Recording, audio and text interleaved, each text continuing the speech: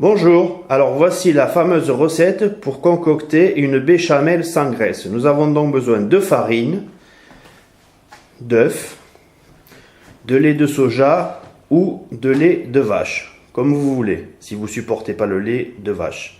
Allez, on va passer à la préparation. Pour la recette de la béchamel allégée, donc on va avoir besoin de 3 œufs qui sont déjà cassés, ainsi que de la farine. On va mettre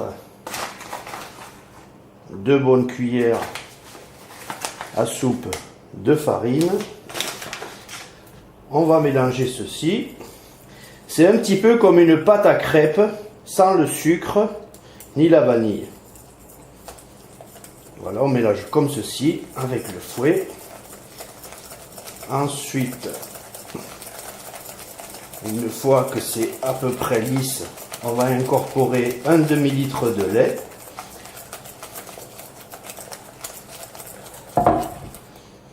Un demi-litre de lait. Voilà.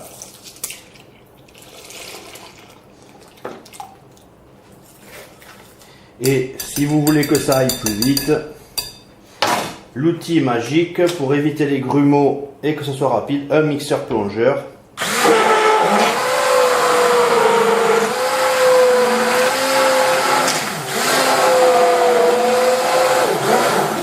Et voilà le résultat. Maintenant, il n'y a plus qu'à faire bouillir. Moi, vu que j'ai utilisé cette poêle pour les endives, eh bien je vais réutiliser la même poêle sauteuse pour faire ma béchamel. Donc c'est très simple, on porte à feu à 3/4 à peu près de votre feu. On met le tout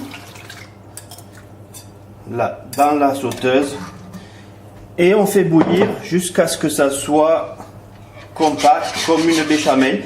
Mais il faut surtout pas arrêter de remuer, il faut tout le temps s'en occuper parce que sinon ça va accrocher au fond et faire des grumeaux. Donc n'oubliez pas de faire bouillir tout en remuant.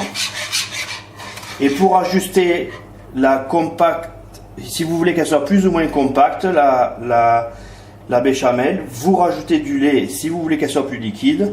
Sinon, vous laissez comme ça, c'est à votre goût.